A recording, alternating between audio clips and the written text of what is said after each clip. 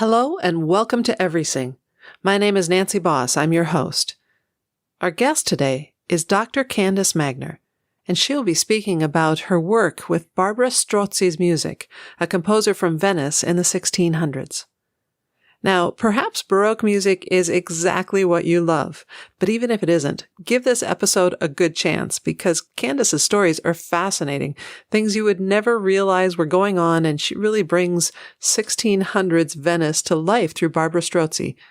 It's a really special gift, and I'm so glad it's recorded to share with all of you. So a little bit about Candace. Candace holds a special place in my heart. She is my mentor, my voice teacher who taught me how to be a voice teacher. Now, she's also a singer herself and a voice pedagogue. She has a strong interest in early music. She's written several books on diction and also materials on Cécile Charminade. So we're going to continue now with Candace introducing a Barbara Strozzi song that she was performing live in concert. The song is called Costume dei Grandi.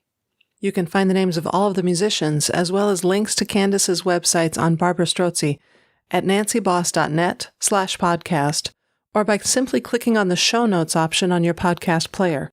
On the iPhone, that means the three little dots, and then click on View Full Description. Here's Candace. These two songs. The first is the customs of the great. Love them and leave them. These are the customs of the great. He who lies hopes for more praise. He cheats and enjoys. The second is revenge, la vendetta. Revenge is a sweet thing. One ill turn deserves another. And getting back is a great delight.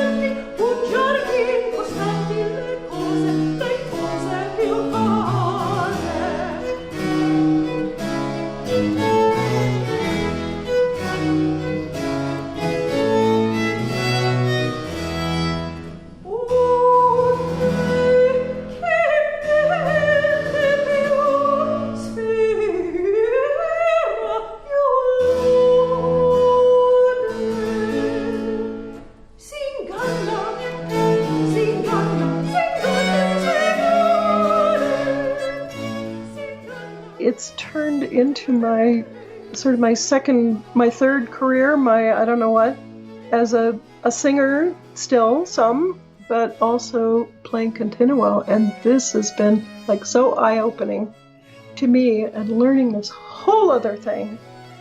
This is the full story of me and Barbara Strozzi.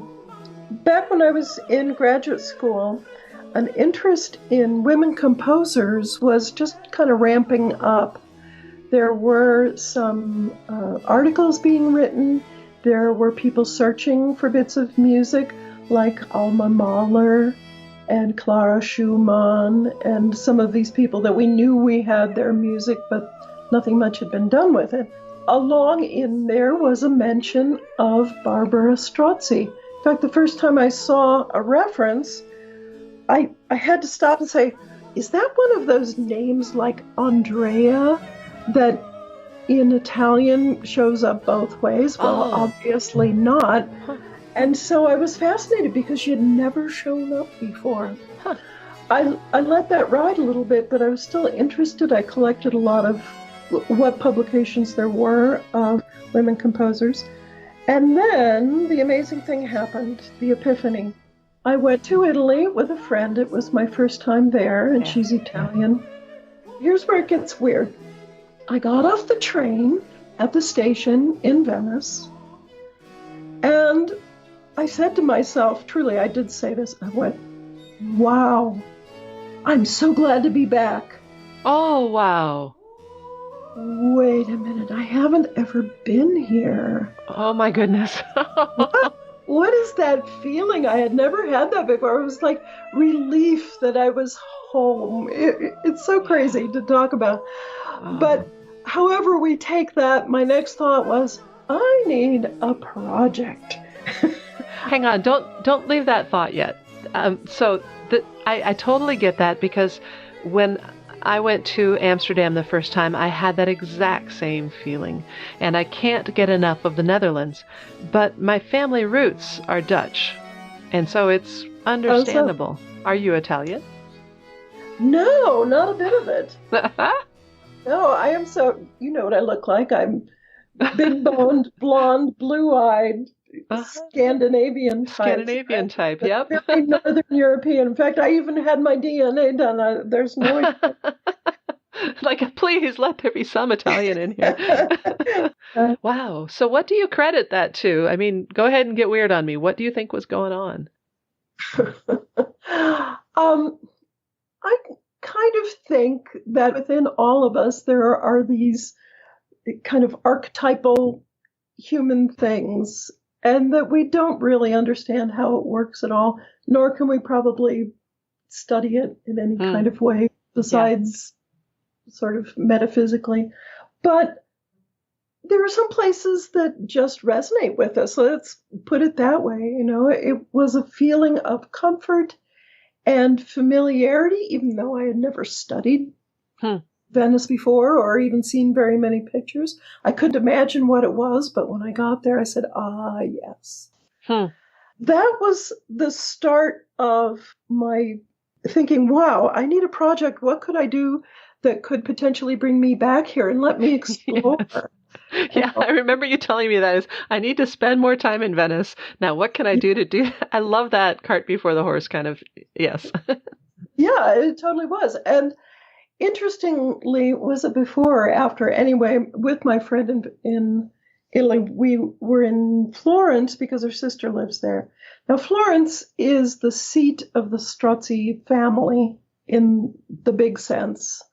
And so there's the Palazzo Strozzi, and there's lots of Strozzi things that are in Florence. So when I saw those things, I went, oh, Barbara Strozzi, it must be part of the same family. I hadn't really started studying it in that depth yet.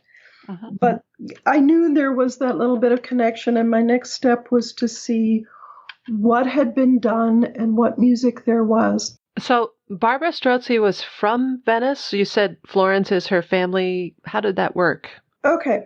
She was born in Venice, and she lived her whole life in Venice. As far as we know, she even rarely left there, although she died in Padova, which is very close. But her father moved to Venice, I don't remember the date now, late 1500s, I'm saying, but was part of the family in Florence.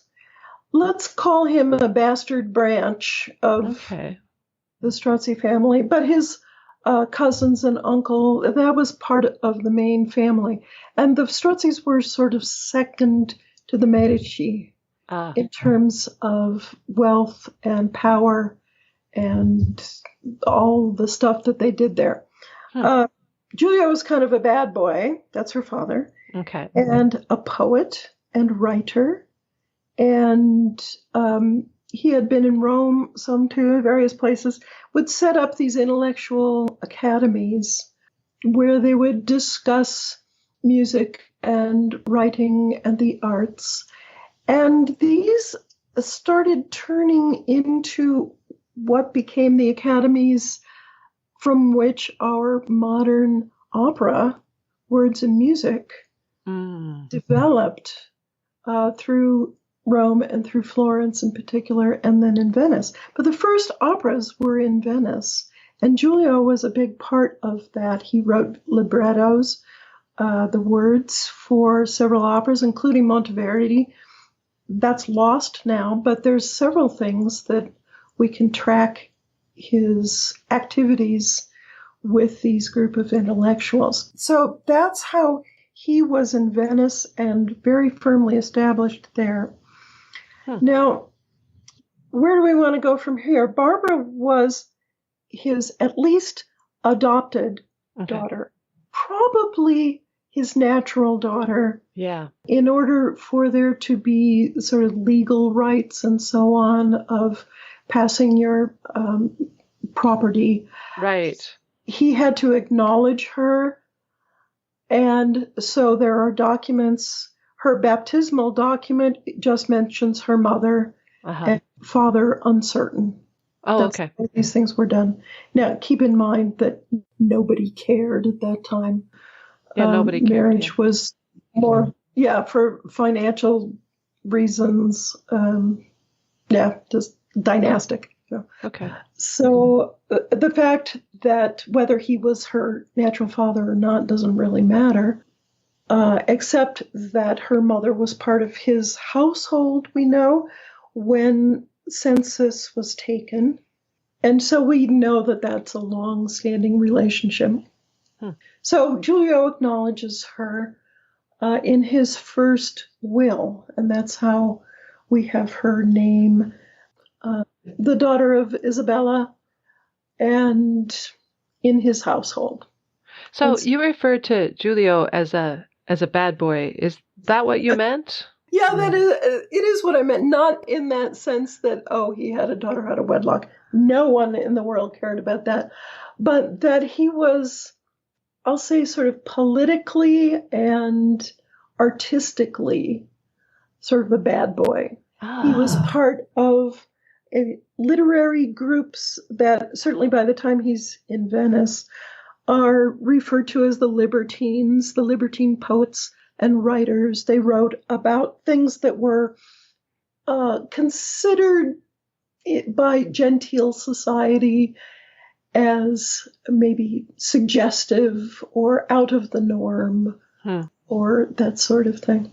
Of course, this is by a different standard, but still talking about love and beauty and expression and I see. intimacy. Just taboo topics that the Catholic Church probably wouldn't smile on. Certainly not happily part of the church. So I guess I'd say it just like that, not church-sanctioned ideas, right? A little bit off the mainstream. Some of the writers, now this isn't Giulio himself, but some of the writers as part of this group wrote basically sort of early pornography, let's say. Well, it doesn't sound like it's the birth of the I can't think of a better word than the highfalutin genre that opera is now. It sounds pretty low. Right. Now, the writings that were surrounding all this were very philosophical, and the birth of opera, you might say, comes from this desire to emulate the combination of words and music and theatrical spectacle that they thought maybe the ancient Greeks found, but we didn't really, certainly not at the time that Giulio was writing, we didn't have much knowledge about that. But there was this ideal, let's say, of what it was or could have been, might have been, and can we reconstruct this now in the modern era? I'm talking 1600s. Yeah, love it. To do something with it, and then taking this a little further later on in history, but not much later on, still with Giulio, making it into a business. And so now you have to keep in mind, too, that Venice at this time gets very interested in its celebrations and all the things that fit in between the celebrations of the church year. And you might also keep in mind that this is a lovely thing to me. Oh, I shouldn't say that. That Venice was, had lots of churches, and it was just the thing that you did. It was part of the culture. Right. However, they were never really controlled by Rome. Rome even excommunicated the entire city-state of Venice. And we're not just talking about the little island that we know about, but the whole region, which, reached into Dalmatia and Croatia. That's a big area. Yeah, it's like Greater Greece or something like that. It had its own territories.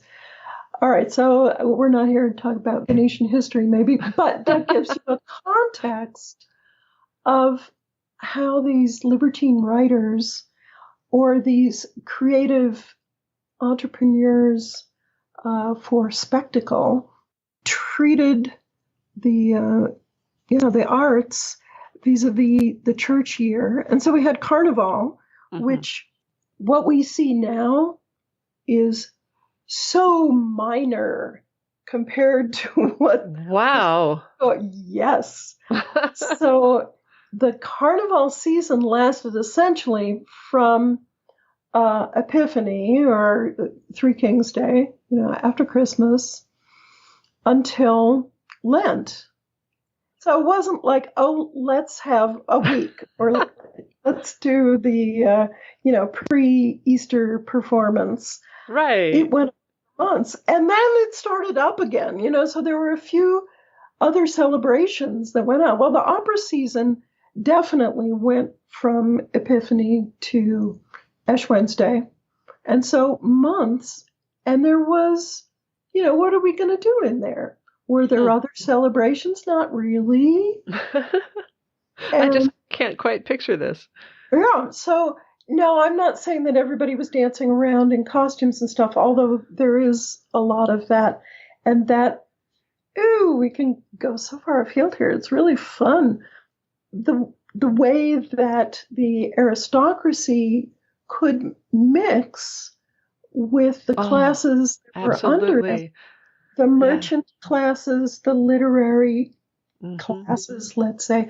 And I'm not just talking about the workers who, cooked bread or something like that, but the merchant class that would have been what Giulio was. He had some pedigree from the family in Florence, even if he was, sort of the outsider of the family. He was an intellectual and trained and educated. So he wasn't just a worker bee. He was like a layer under the aristocracy. And then there was everybody else. Okay, then what do you do with all these sons in an aristocratic family who can't marry because then the family fortunes would be diluted? You could have the eldest son who gained the property of the family, and then there would be another son who would be, for example, part of the military, and a son who would be part of the priesthood. But you had a lot of young men with no outlet for their sexual freedom or for coupling with someone else. So in order to have some activity, there was a lot of sanctioned prostitution in Venice. And then there was also sort of this, okay, anybody can more or less do anything except that you couldn't do anything that would hurt the family. So if you were the son of an aristocrat, but not the one who was going to be inheriting, you could have a lady friend, or you could visit the salons and homes where there was poetry. Think sort of Japanese geisha or something like that. There was culture, there was art, there was beauty, there were intelligent intellectual women who could talk about art and literature and poetry, even the poets themselves, poetess, let's say. And there was a registration for prostitutes in Venice during, these couple of centuries. There's this wondering whether Barbara Strozzi, for example, was a courtesan, a prostitute. I personally don't think so. But there was a roast of her in one of these intellectual gatherings that her father sort of sponsored at his house that made it sound like Yeah. Oh, exaggerations of her. Yeah. Yes. Well, if you're going to distribute flowers to all the attendees, you know, distribute the flowers before or after the fruit. Oh, You get the idea.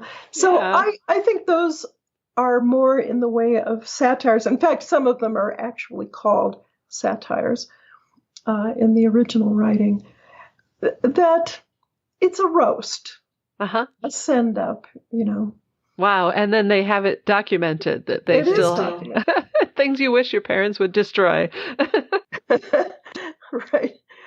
But she acted, you know, by the time she was in her late teens, let's say, acted as sort of I'll say a mascot to her father's intellectual academies with these men, some of whom had been writing treatises, some about politics, some about art, people who were involved with the musical life. Monteverdi might even have been part of one of these academies, and certainly some other composers. There was a composer, Niccolo Fonte, who dedicated 3 sets of works to her and wrote some prefatory poetry or what's the word? Praise of her in these. So she was known in this circle. She was obviously also a singer.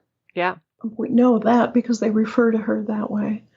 And I'm going to say probably played some instruments for herself as well, although we don't have any documentation about that. So that's how Barbara got to be part of these intellectual academies. It was through her father and through his connections and the people that she worked with. She studied with Francesco Cavalli, who wrote many of these early operas. And so she studied with him. We know that because she refers to him that way. Monteverdi was living during the same time period and was the music master at San Marco, which was the main basilica, right? Yeah, I've sung in there. It's a marvelous place. Yeah. Yep. And Cavalli also was the music master, choir master there. I even tracked a little bit of information that says that one of the famous instrument builders in Venice, and there were many during this time, might have been connected indirectly with her through the man who was the father of her children. He was a merchant, and then there's lots of legal documents of the things that he's shipping from one place to another. And some of them are parts of these guitars that were made by Celas. Wow. Yeah, isn't that interesting? What an interesting start to her life. So she stepped out on her own at some point, or did she just stay in the family home and compose from there? You know, as far as anything we can tell, and Beth Glickson is one who's found most of these documents. So it kind of looks like she lived with her parents in her parents' basement, writing music. With having 4 kids of her own. Yeah, they don't have basements in Venice anyway. Much, so. That was a joke. Ba-doom, boom. Yes. Got it. Living in her parents' attic then. Yeah. No, Funny. probably. Well, and interestingly, too, as she invested her money and loaned money, we have some documents to that. So she was pretty savvy. And the main thing is that her music was published in print in her lifetime. Each one of these pieces was dedicated to a different person. And so we hope for some kind of financial remuneration. And these pieces were not individual song, but a collection. So an entire opus number, which could have up to 27 individual pieces in it. Anywhere from, I think, 11 to 27 pieces. Also, some of her pieces were contemporaneously published in other collections, something that she herself wasn't publishing, not just her things, but along with Monteverdi, Rossi, Cavalli, and not just in Venice. But somebody knew about her stuff. It was important enough to include these pieces in a compilation of, Yeah. So, have you found that the quality of you've looked at all this music of hers now? Have you found that the quality of it warrants the attention? Absolutely. Nice. There's only one set of songs, and interestingly, it's later, and we have a theory about this, but there's only one set of songs that are kind of like, oh, I don't know if I really want to sing that one. There's so much other great stuff that she wrote. Oh, got it. Okay, cool. So did her music kind of disappear in the 1700s and then get rediscovered by Dr. Candace Magner? Not rediscovered by me, but, well, some of it was. We'll come back to that. Thank you. So later in the 1600s, after her death even, there were still some people who knew her music, remembered it from something, took it somewhere else. It's combined into, as I said, other books. One composer, itinerant musician, ends up in the court of Queen Christina of Sweden in Rome, and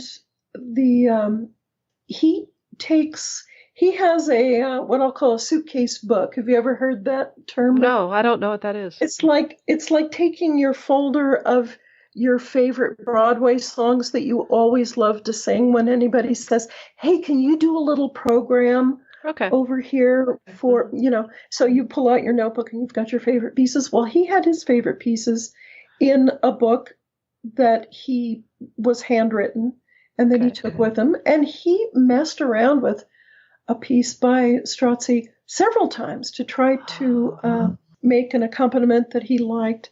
Now, keep in mind that people would have heard the music and maybe written down what they saw in a printed piece, but not had a copy of it like we would have, or a printed version. Oh. They'll scribble it down for themselves. Wow. I never would have thought of that, of course. Yeah. Did you ever do that when you were a kid? It was like, oh, man, I love the theme to Dr. Zhivago. I wonder if I can write it down and then I can remember how to play it. I did that with Feed the Birds from Mary Poppins. Oh, how lovely. That's adorable.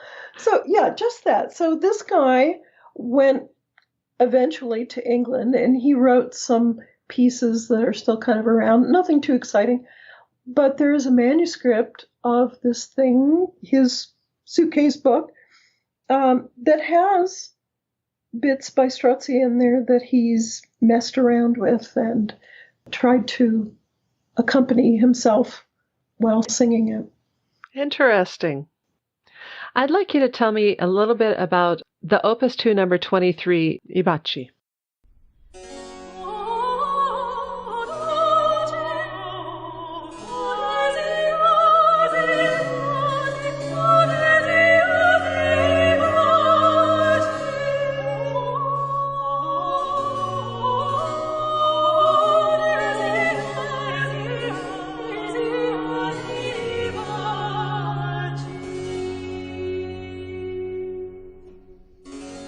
This is a lovely duet in this early opus number.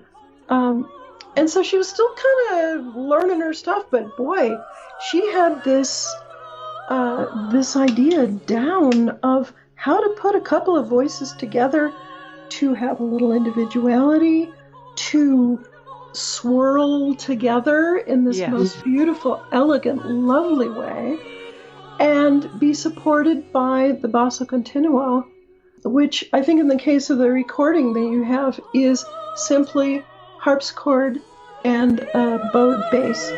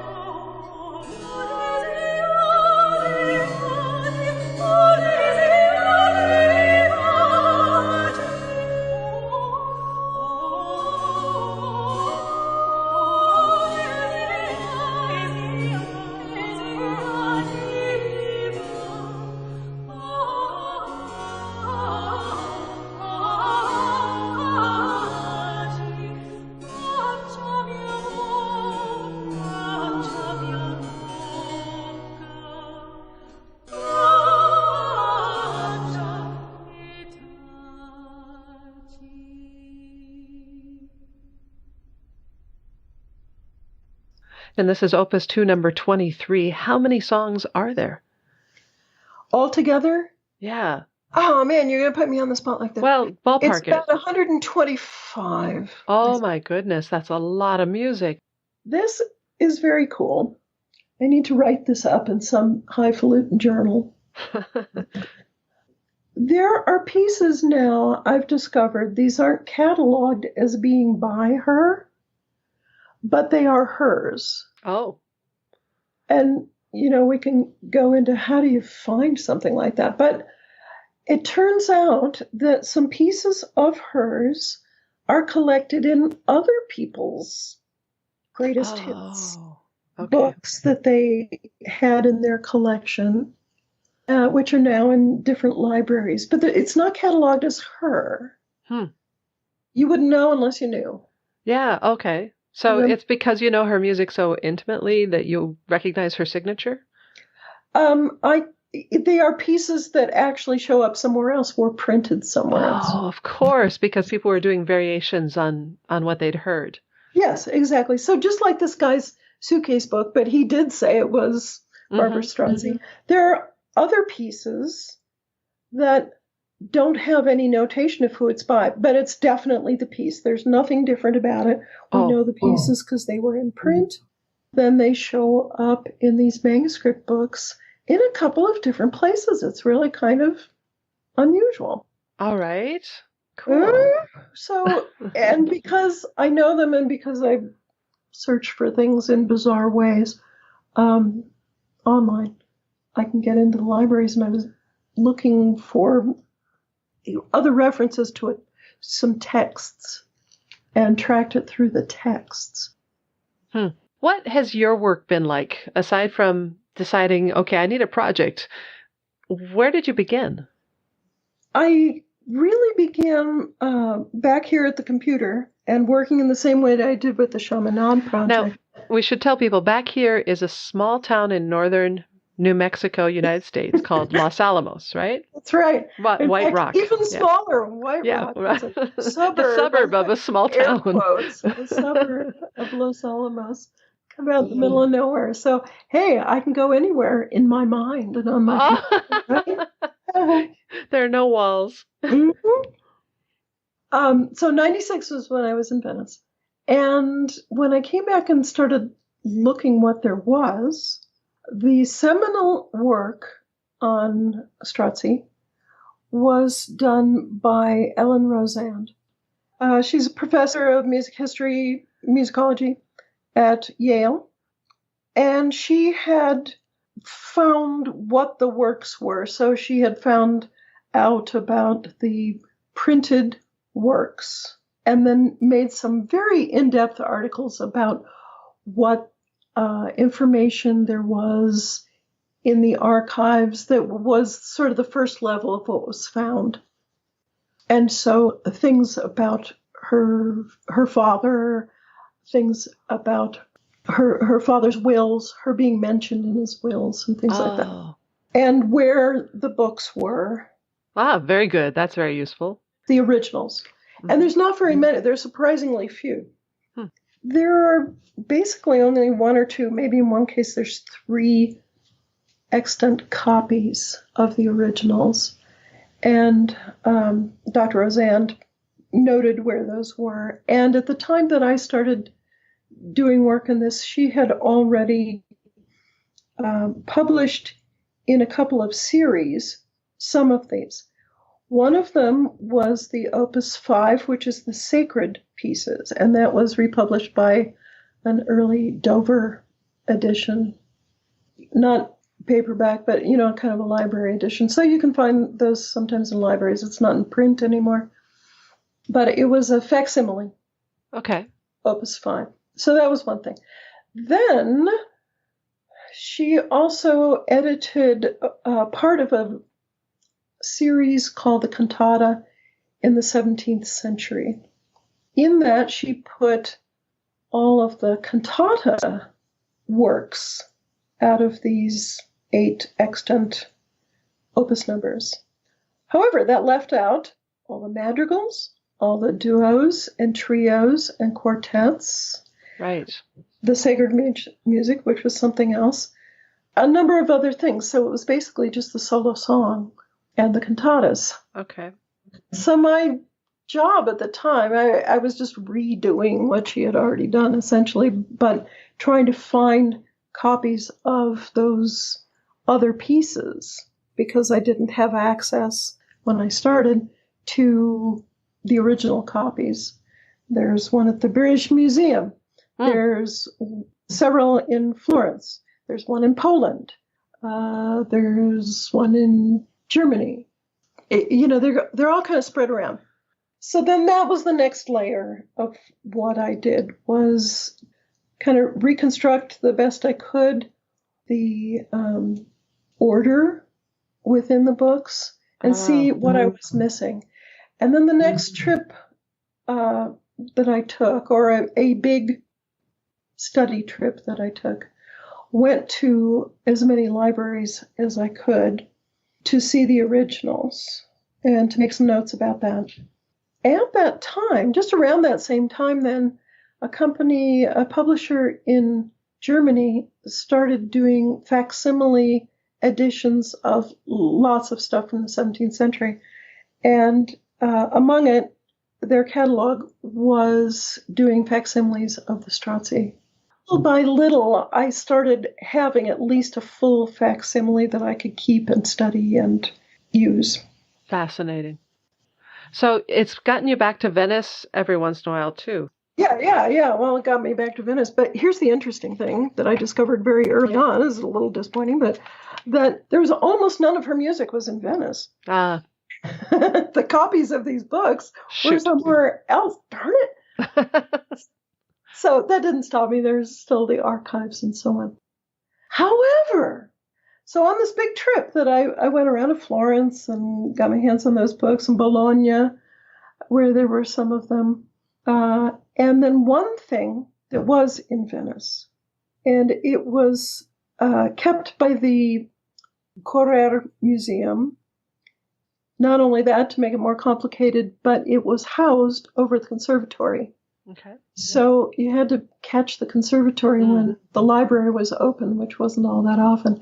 So what we knew about it was that it was in a collection of these, like a suitcase book, like I said, with other composers. And it said in the cataloging, missing the end of the piece. No. I thought, well, how interestingly weird is that? I wonder what happened to it. The last day I was on this trip, I finally managed to get the timing right to get into the conservatory library. And they got out this manuscript for me. And I started looking at it, and sure enough, it was missing the end of the piece. There was no question about it. Ended in the middle of some phrase, and there was no closing bracket at the end of it. And the next thing in there was another piece. Okay. And I thought, well, that's disappointing, but I wonder what else is in this book. So I was going through and looking at it, and there's lots of good composers, Luigi Rossi, and some Cavalli, and lots of wonderful stuff. And so I'm flipping through the book, and also, interestingly, the pieces don't have a composer's name on every single one of them. It might say at the top, it'll say, by the same. Oh, by the same author, in Italian there. So if they get out of order, you're in trouble. So guess you can see where we're going with this. It was in there somewhere. Yeah, it was in there somewhere. I got into the back half of the book, and I went, well, here it is. Beautiful. And I knew that because of things I know about publishing and how books are put together. The pages had been numbered in pencil by the library at some point in its life after it had been put in this order. Yeah. So what does that mean? It means the book fell apart at some point, and it was put back together in the best way, but not all that carefully, and stitched back up, and then at some point people numbered the pages and everything. Stitched back up, so permanent. Yeah, oh my gosh, okay. So they put one of these bundles in the wrong place, and I almost jumped out of my seat and screamed, but I thought that was a bad idea in the library, so I just sat there, with my feet tapping on the floor, and going, how do I get a copy of this? Well, now it's marked in their catalogs as the end of the piece finishes over here. Oh, they didn't move it, of course, but they told you what page number it was. Got it. So in the catalogs, now you can see that. So, and this was just her one piece out of this book of otherwise actually really interesting things.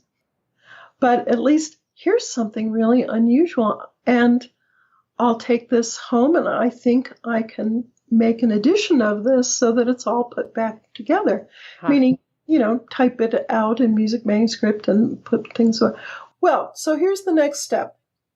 I started doing that. And there were a lot of things in the music that were not like modern music printing. Hey, I'm a singer. What do I know about figure eights? And I'm sure that, we talked about these things in music theory classes and history, but not to that degree. That's right. That's subtle for geeky early music people. It's historic. Yeah, it's early music. Exactly. It doesn't apply to most music that we look at. After I found that piece of music that I couldn't edit, I said, holy smokes, I need to get some training. I've been in college for, what was it then, 13 years, but I still need some training on this. And so I went to the Oberlin Baroque Performance Institute, a summer program, 2 weeks. That just focuses on Baroque music. And you can start that with any level of knowledge or none at all. Wow. And so I went as a singer. Yeah. And I thought it would be interesting to maybe take up lute or something like that she might have potentially played. Mm-hmm. The teacher there, Lucas Harris, he said, have you played guitar? I said, yeah. He said, it'd be great. I think a lot of these pieces she probably played guitar and accompanied herself. This would be a great thing for you to do. Wow. And you can learn it in your lifetime. More importantly. That's a big plus. Yeah.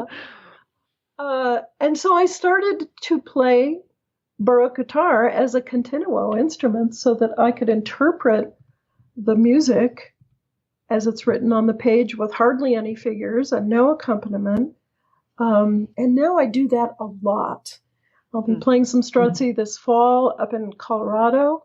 I think I'll be going up to Toronto in December and playing continuo up there for a program called Christmas at San Marco. So we'll be doing Monteverdi and Cavalli and those guys. And it's turned into my third career, I don't know what. As a singer still, but also playing continuo. And this has been so eye-opening to me and learning this whole other thing that still applies to this music that is so beautiful. Oh, fantastic. So that was another interesting part of my self-education. That's it. You didn't expect to need to learn how to do all of that. No, and it was frustrating and interesting at the same time. And this piece of music was kind of weird. Now, at the time that I started doing this, there were a couple of recordings, not very many, maybe 5 that had some stuff of hers. And so I was able to hear some things, and I was able to learn a little bit more as I had access to the originals or the facsimiles. But this one kind of out-weirded everything. Okay. I didn't know what that meant, Then little by little studying it more and more in depth and through the history of her works. And there are 8 opus numbers. Right. And a few extra pieces, as we talked about. I could see that this fit in with the later stuff pretty well, but a little experimental. Okay. And so maybe that's why it didn't get put into one of the other things. But it is a cantata. It's a long piece. And it's really quite stunning. So it took a while to get that put together. We can talk about these opus numbers, too. There's one that's completely missing. Really? Yeah, it's, there's Opus 1. Okay, it's all there. That's all madrigals. Yeah. There's 2, which is mostly shorter pieces. Oh, Very I see. It's Opus 4 that you've got a spot there. And Opus 3 is a lot of other nice stuff. Opus 4, yeah, it's not there. Nothing.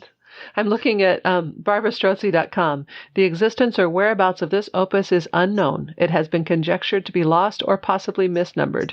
The truth is out there. And even more than that, there's some documents that Beth Glickson has been uncovering in her archival studies, seem to point to the idea that she had maybe dedicated this to the Duke of Mantova, and that it was sent to him, and that he either got it or he didn't get it. He was in transit to France, and it either missed him or it didn't come back with him. Yeah, there's so many things that could have happened to it. We just don't know. And it could be sitting somewhere with nobody's name on it, nothing that we know. Yes, that's what it is. I know that's what it is. And so it's out there. I feel certain it's out there. But it could it was undoubtedly still in manuscript at the time. Yeah, and the only copy. Yep, right. Yeah. So it didn't get its way into print. And the Opus 5 is all sacred. It's the only set of books that has sacred music in it. The rest is secular, and a lot of it is written on love poems and things like that. A few that are written on historical events and sort of, I'll say, epic type poetry, explaining the events around these historical things. A few were written individually for a particular patron, let's say. Almost everything is written for soprano or high voice and basso continuo, so just the bass line. Okay. It is eminently singable. She obviously was a soprano and sang this stuff, and it's just beautifully put together, including how the words are set. And then there are also nice pieces, some nice duets in these madrigals. And it looks like you've transposed some of them for other voice types. I did do that. There's some great pieces that were actually written for alto or mezzo-soprano. And then little by little, I'm doing some transpositions of some of the best, they're all good, most popular, let's say, of things written for soprano. I'm publishing the complete works of Barbara Strozzi along with Dr. Richard Kolb. And so right now you can get those through the website Cor Donato Editions, Cordonato Editions, and it's named after one of the pieces in Opus 3. It means a given heart, a heart that is given. Cordonato Editions, a heart that is given editions. That makes a lot of sense because your heart is poured into this, and Strozzi's heart is poured into this. And the logo, in fact, for the publishing house, and this is my publishing house, and I'm doing all this myself. The logo for it is the Strozzi family crest, let's say, encircling a heart. Yeah, there's a heart right smack dab in the middle of their family crest. Yeah, and I put the heart, but the rest of it is the Strozzi crest. Oh, got it. Yeah. So Cordonato Editions is dedicated to the complete works of Barbara Strozzi. And then each one of the pieces is available also as a digital download that is personalized, secure. So you're looking for a particular piece, you say, oh man, I really want to sing that next week. And you can just look it directly. Every one of those pieces that we've done so far, including some of Opus 1. The book's not done, but some of the pieces are done. And the piece that we talked about, which is called Presso un ruscello al gente, by a rushing stream. It's lovely. And that's available individually, too. That's the main part of it. Her history, you can read through Roseanne's works and through Beth Glickson's citations. I would go to the Grove music description. There's, I haven't read back into the wiki for a while. There may or may not be everything absolutely perfectly right, but I think that's the point of a wiki, is eventually it all gets down to what's right. We fix it eventually. Is there any particular song or opus that you would recommend that a person just exposing themselves for the first time to this, what's the most approachable, to get your teeth into kind of music in here? I think that Opus 2 is very approachable. Okay. For several reasons. There are slightly shorter pieces. There are some that are humorous. There are some that are very serious. There's a couple of duets in Opus 2. And there are some spectacularly beautiful longer pieces built on a ground like a passacaglia. So it's not all that difficult to play, even if somebody doesn't quite understand everything about realizing figured bass. I should say that these editions are like the originals. They do not have chords thrown into them randomly. It's just what Barbara wrote. And so what do you do with that? Well, these couple of pieces built primarily on a 4-note descending scale or a lament. Passacaglia would be like do, do, do, do. And then what do you do over the top of that? Well, she is brilliant at that. And one of the most beautiful is called L'amante segreto, the secret love. It's primarily built on that pattern, and it's exquisite. Oh. It's really lovely. And some other very fun, shorter pieces. So Opus 2, if you were going to buy one book of music to get you going, I would say that would be a good one. Fantastic. So you have done so much work. If you had known this elephant was going to be this big, would you have ever tackled this? Yeah, I would, because I really, really love the music. I started that website just to straighten out my own thinking, what there was, where it was, and then adding CDs as they came out and adding editions as I saw them, and then doing my own. And with the help of Dr. Kolb, because this was his passion around the same time as mine, to edit these beautiful pieces. He's a theorbist, and so I'm the singer, he's the theorbist. We don't even live anywhere near each other. We just love this music, and we met through the Lute Society of America. And I was performing some of his stuff, and he said, I really want to redo that. And I said, well, I'm already publishing some of it, And he said, yeah, I've seen that. Do you want to do this together? Oh, yeah. Yeah. Fantastic. Wow. So we've been doing this long distance now for several years. We're starting to get to the end of the entire set of complete works. Oh, yeah. So this journey isn't even wrapped up. You're still going. Yeah, it's always going on. And now I've sung a lot of it, and now I get to play a lot of it. I'm not done yet. There are some things I need answers to, like editions that look like they should be the same, but they're not. Oh. Original prints, but they're not identical. Wow. So what is what is it about you that this just is your thing? That is such a good question, and I'm afraid that the answer might be a little bit of that woo-woo thing we talked about earlier. Like, I respect that completely. Yeah, like she talks to me in my sleep. I know that goes to Barbara Strozzi. I am a collector. A hoarder of Barbara Strozzi. If you look at my studio here, there's not only every edition that anybody has made, whether good or bad, every recording that somebody has recorded her pieces. That's just how I am. I'm a collector. And I like to know why things are. I'm a curious person too, and Venice has become a second home to me. So that grew on itself.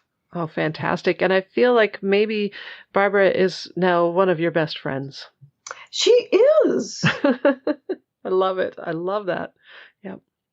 I've led tours around to the places where we know that she lived or where she was working or the people in her circle of intellectuals or so on lived or held their salons. And I took, with one young man who was studying Venetian opera, we went around to all of the now disappeared opera houses, the places where they were. Yeah, it's just fascinating. It never ends. I can't imagine not being interested in this. All right. Well, thank you so much, Candace. This is great. Thank you, Nancy. This was fun, and it's so nice to get together with you to chat about the things that we love. Yes, absolutely love. So that was the fabulous Dr. Candace Magner. To follow up, the website where you want to find the music is barbarastrozzi.com. Strozzi is spelled Strozzi. The publications are at cordonatoeditions.com. cordonatoeditions.com. If you'd like to email Candace, you can reach her at editor@cordonatoeditions.com. Thank you so much for joining me here on Everything Podcast. If you liked this podcast episode, you might like some of the others too, so check them out on Everything on your podcast player. Here is La Vendetta, performed by Dr. Candace Magner.